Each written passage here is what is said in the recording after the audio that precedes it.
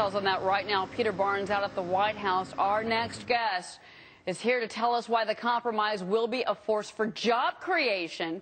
Joining me now in a Fox Business exclusive from Capitol Hill, Republican Representative Phil Roe of Tennessee. Congressman, always good to talk to you. I have so many questions, but first and foremost, it looks like there is a bit of, well, there's a lot of wrangling today, but in particular, our reporter at the White House just telling us that that in the Senate that the Democrats are looking for to save those grants for the states for green jobs. Are you okay with that at this point? You know, I'd have to look at it, Cheryl. The green building they're talking about, if it's truly a green building, you ought to be able to do the rehab and pay for it with energy savings. We did this when I was mayor of Johnson City, Tennessee, and I'd have to look at that. But far, far more important is to not hold up these tax extensions, because this is not a tax cut. This is simply just keeping the tax code where it is. And we're a great barometer in Tennessee because we're a sales tax state. We don't have a state income tax. And so we look at sales tax revenues, and it's creeping up ever so slowly. And the economy is getting a little bit better. So that's something that has to be done for business certainty in the next year or two for jobs. Well, Congressman, you voted against the Small Business Tax and Lending Act earlier this year. It was $30 billion. You prefer tax cuts. Why is that? I mean, what do you think that's going to do in particular for Tennessee businesses? Cheryl, here's the history. Just go back and look at the history of tax cuts. Every single time the government has cut taxes, revenue to the government went up.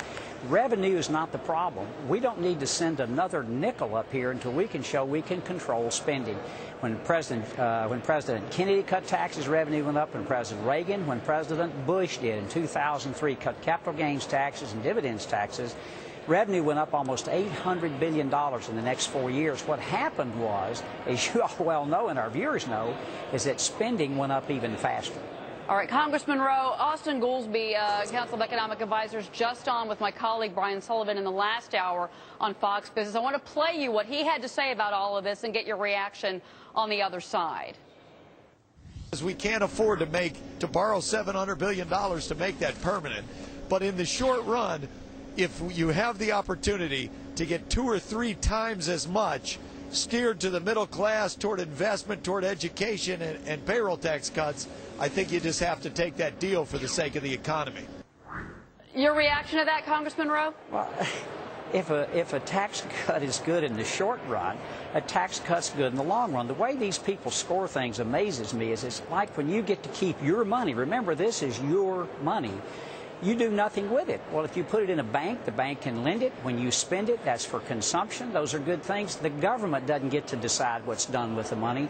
You do. The person who earns that money gets to make that decision. And we need to leave it with small businesses and with individuals. We need the tax cuts extended. They need to be permanent so businesses can plan beyond 2012. But if we get a 2-year extension, I'll certainly go with that.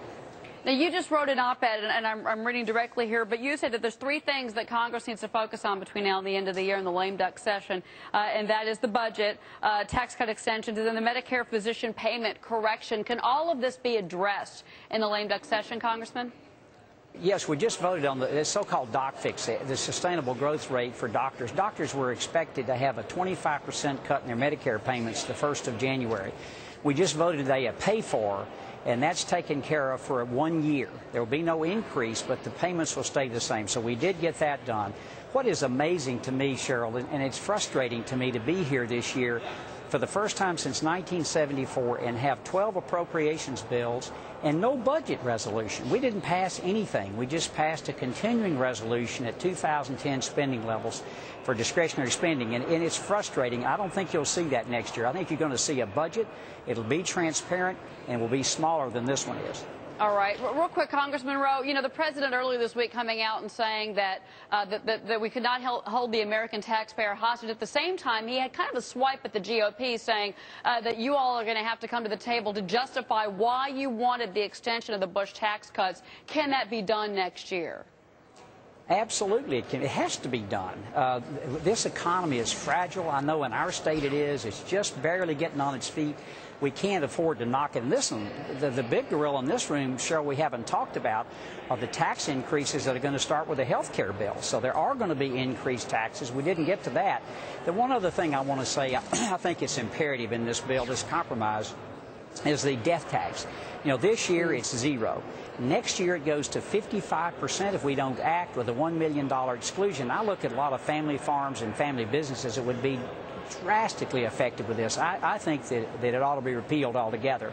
But if we can get a $5 million exemption and a 35% tax rate for 2 years, that's an improvement over what we're going to have on January 1.